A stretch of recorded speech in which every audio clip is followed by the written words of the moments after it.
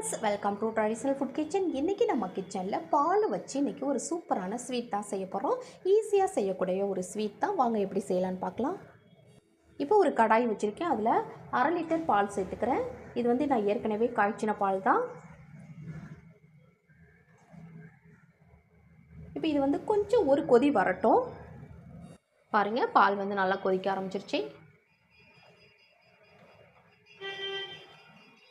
இப்போ இதில் 1 கப் அளவு மில்க் பவுடர் சேர்த்துக்கிறேன்.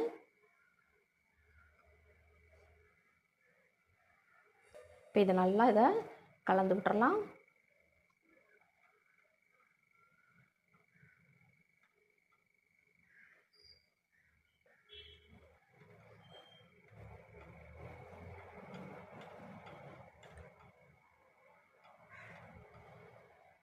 நல்லா கட்டி இல்லாமல் நல்லா அந்த மாதிரி கலந்து விட்டுக்கிட்டே இருக்கணும்.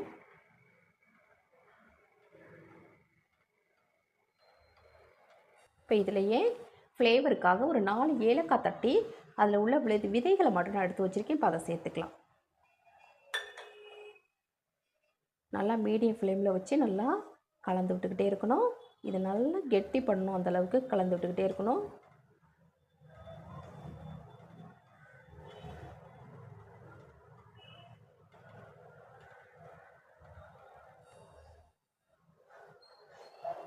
பாருங்கள், இந்த மாதிரி நல்லா கொதிக்கணும். இந்த ஓரம்லாம் நல்லா எடுத்து விடணும்.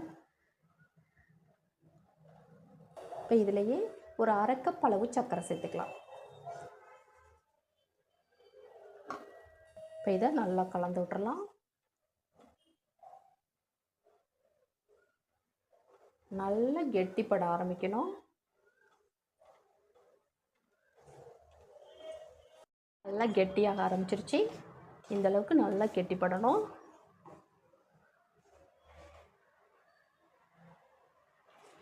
இப்போ நம்ம ஸ்டவ் ஆஃப் பண்ணிடலாம். ஒரு சின்ன டிஃபன் பாக்ஸ் தான் எடுத்திருக்கேன். அதில் இந்த மாதிரி ஒரு பட்டர் பேப்பர் போட்டுட்டு அதில் நெய் தடவிருக்கேன்.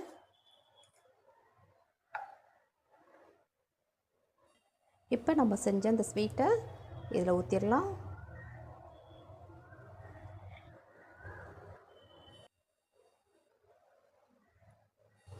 இப்போ இந்த டிஃபன் பாக்ஸில் நான் சேர்த்துருக்கேன். இதில் கொஞ்சமாக மேலே நட்ஸ் எல்லாம் சேர்த்துக்கலாம். நம்ம விருப்பத்துக்கு தகுந்த மாதிரி என்ன நட்ஸ் வேணாலும் சேர்த்துக்கலாம்.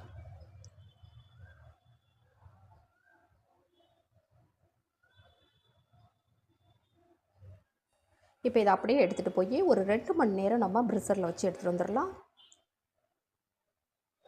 பாருங்கள், இப்போ 2 மணி நேரம் ப்ரிசரில் வச்சு எடுத்துகிட்டு வந்திருக்கேன். நல்லாவே செட் ஆகிடுச்சு பாருங்கள்.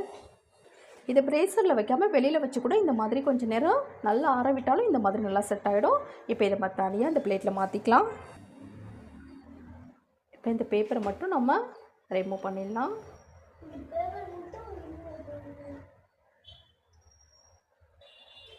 இப்போ இதை அப்படியே கட் பண்ணிக்கலாம்.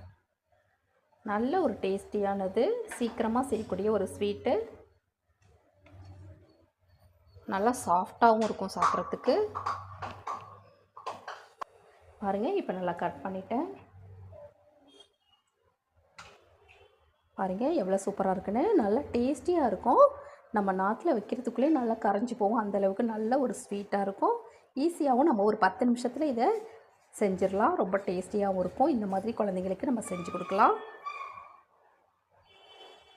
இந்த ஸ்வீட் ரெசிபி உங்களுக்கு பிடிச்சிருந்ததுன்னா மறக்காமல் உங்கள் ஃப்ரெண்ட்ஸ், ரிலேட்டிவ்ஸ் எல்லாருக்கும் ரொம்ப ஷேர் பண்ணுங்கள், லைக் பண்ணுங்கள்.